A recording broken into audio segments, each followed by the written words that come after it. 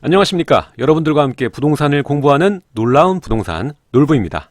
시청하기에 앞서 구독하기, 알림 설정 해놓으시면 매일 새로운 부동산 뉴스와 여러분들께 도움이 될 수 있는 알찬 실전 정보까지 받으실 수가 있습니다.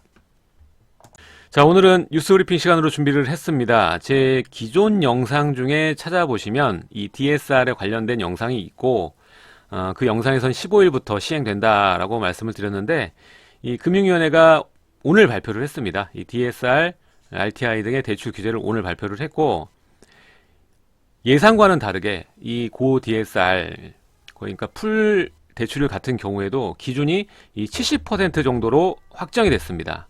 기존에는 80% 정도로 예상을 했는데 70%로 확정이 됐습니다. 그래서 시행이 되는 31일부터는 이제는 대출이 사실상 받기가 굉장히 어려워진다. 그리고 이 폭이 굉장히 좁아지게 됐습니다. 자, 오늘 금융위 DSR, RTI 규제를 발표를 했고 시중은행 고 DSR 비중을 이 15% 이내로 관리를 해야 하고 그리고 이 가이드라인입니다. 금융위 21년까지 시중은행의 평균 DSR도 이 40%대로 맞춰야 된다. 그리고 이것들은 이번 달 31일 신규 가계 대출부터 시행, 이게 중요한 부분입니다. 이번 달 30일부터 신규 가계 대출부터, 기존의 대출은 아니라는 얘기죠.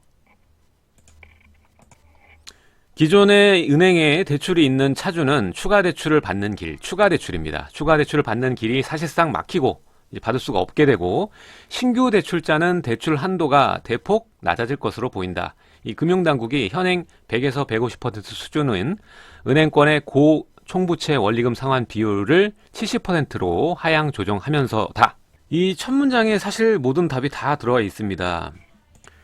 이제는 대출 레버리지를 활용하는 이 무차별적인 투자가 사실상 불가능해지는 거고요. 이 대출 비중 자체가 한도가 작아졌기 때문에 신규 대출이 굉장히 한도가 작아지죠. 대폭 낮아지기 때문에 매수 수요층은 더 얇아질 수밖에 없습니다. 사실상 이렇게 된다면 이 결과는 뻔합니다. 일단은 이 대출을 받아서 레버리지를 활용한 월세를 받으시면서 투자하시는 분들 같은 경우에는 전세를 활용하는 전세 활용률이 훨씬 더 높아질 거고요.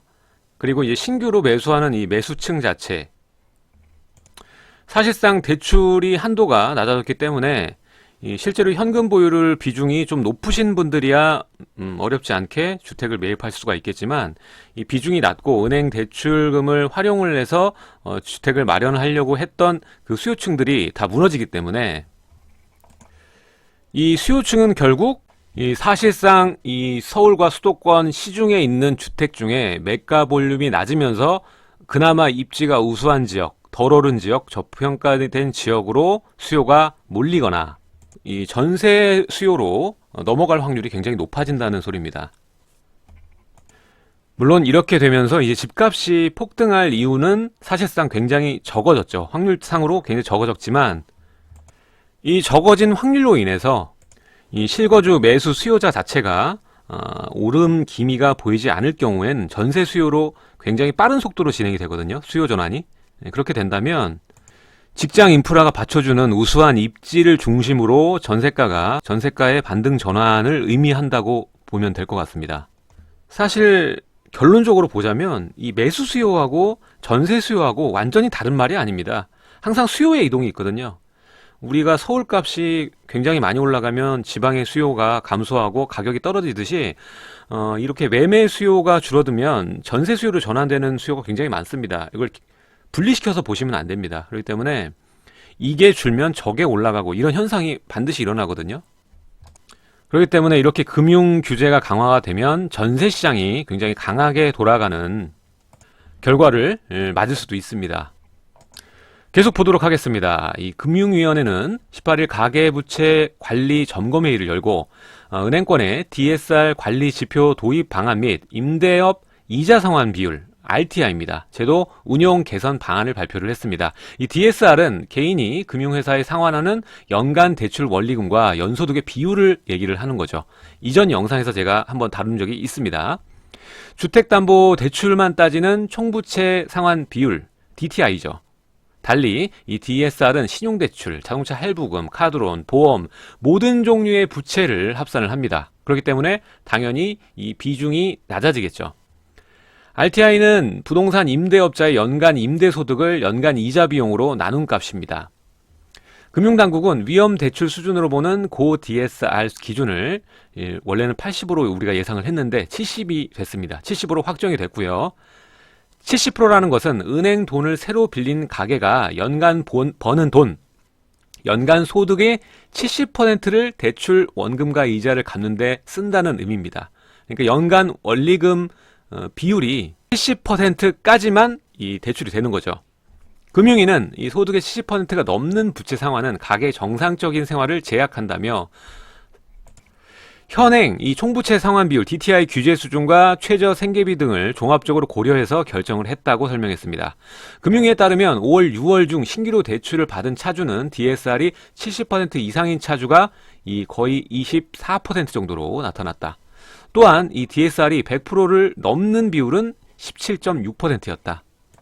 결론적으로 이 41%가 이 고위험군에 해당하는 정도의 고 DSR 비중에 해당하는 정도로 대출을 받은 거죠. 사실 이 말이 맞는 말이죠. 사실상 내가 연소득 중에서 70%를 집값 원리금, 원금하고 이자 갚는데 70%를 소진한다면 이 정상적인 부채라고 볼 수는 없겠죠. 자, 여기 보이시는 그래프는 지금 현재 은행별 DSR 분포 현황입니다. 6월 기준으로 나온 것이고요. 1금융권 같은 경우에는 이 100% 미만, 초과 비중도 낮은 편인데 다른 지방은행이나 특수은행들 같은 경우에는 굉장히 이 100% 초과 비중이 높습니다. 거의 40%에 육박하는 정도로. 그러니까 지방은행하고 특수은행이 굉장히 많이 빌려준다는 거예요. 자, 금융위는 고 DSR이 신규 대출에서 차지하는 비중도 관리하기로 했다. 비중 관리까지 한다.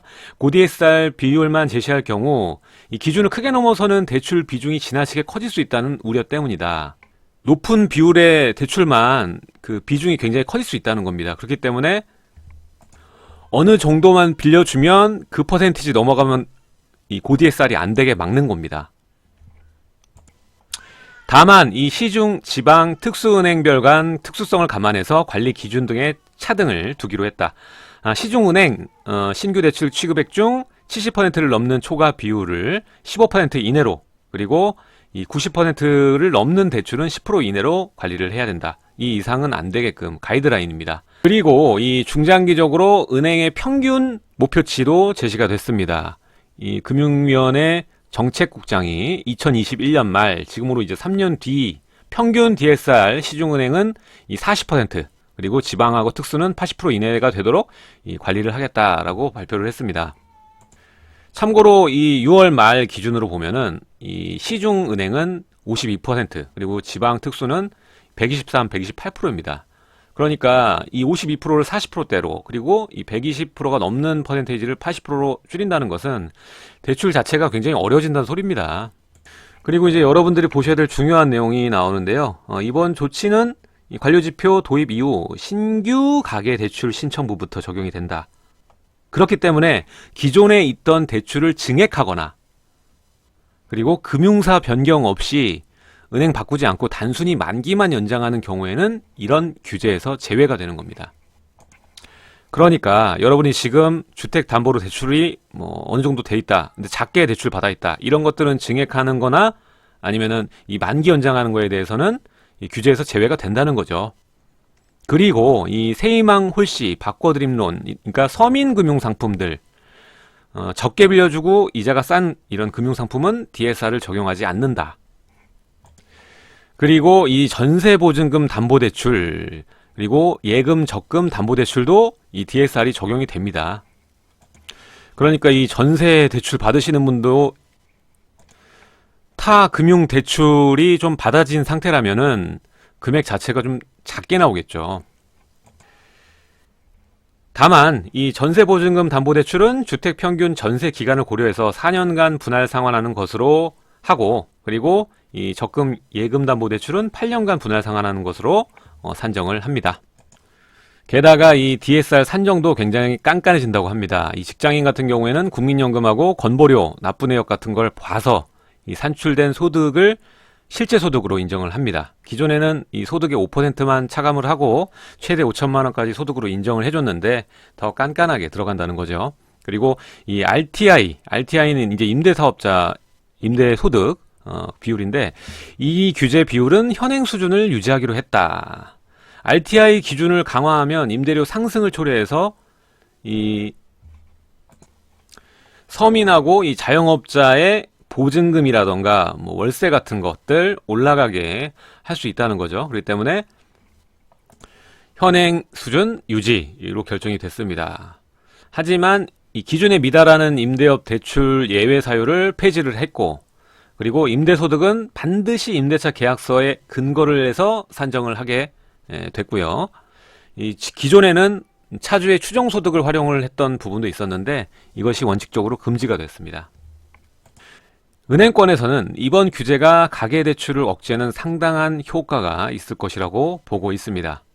어쩔 수 없이 추가 대출을 받거나 이 사고 등으로 급하게 대출을 받아야 하는 경우도 있는데, 이제 그런 경우 DSR 규제에 걸리게 돼서 이제 1금융권에서 적절한 대출을 받을 수 없는 상황이 생길 것 같다.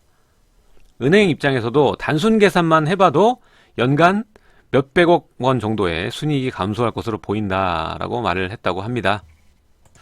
마지막으로 이 오늘 뉴스를 정리를 해보자면, 이미 9.13 대책에서 이 강력한 금융 규제안을 내놨기 때문에 사실상 추가 대출이 받는 게 원칙적으로 봉쇄가 됐었습니다. 그런데 여기에 더해서 기존에 뭐 다른 대출이 있을 경우에도 이 추가 대출을 받는 길이 사실상 막혔다는 게 굉장히 중요한 겁니다. 앞으로 이 매수 수요 층이 좀 더 얇아지는 결과를 낳을 수 있는 규제라고 보시면 될 것 같고요. 이제부터는 거의 확실하게 유동성이 막힌다고 보시면 됩니다. 이제 시중에 있는 금액으로만 돌아가게 될 것이고 추가적으로 돈줄이 나올 수가 없다는 거죠. 이렇게 간다라면 키워드를 두 개로 볼 수가 있겠죠. 이제는 금융 레버리지를 활용을 못하니까 전세를 적극적으로 활용을 해야 될 것이고, 이 첫 번째 키워드는 이 비교적 작은 볼륨, 작은 매가 볼륨을 가진 이 수도권의 우수한 입지 지역, 그리고 서울에도 이 외곽 지역, 이런 지역이 좀 더 유명해질 것이고, 전세가율이 높은 우수 입지에 이 지금 남아있는 유동자금들이 움직일 가능성이 높아졌습니다. 한마디로 이 전세가와 매매가가 거의 붙어있는 가까운 지역들이 더 인기 지역이 될 거다, 이런 말입니다. 확실히 이제 풀베팅의 시기가 아니라 머리 쓰면서 재테크를 해야 되는 시기에 왔습니다. 요즘 감기 유행인데 감기 조심하시기 바랍니다. 오늘 내용 여기까지 하도록 하고요. 여러분들 구독하기, 알림 설정 부탁드리도록 하겠습니다. 제 영상 좌측과 우측에 또 다른 영상들이 나가고 있으니까 마저 시청 부탁드리도록 하고요. 내일 또 새로운 소식으로 여러분들을 찾아뵙도록 하겠습니다. 지금까지 시청해 주셔서 감사드립니다.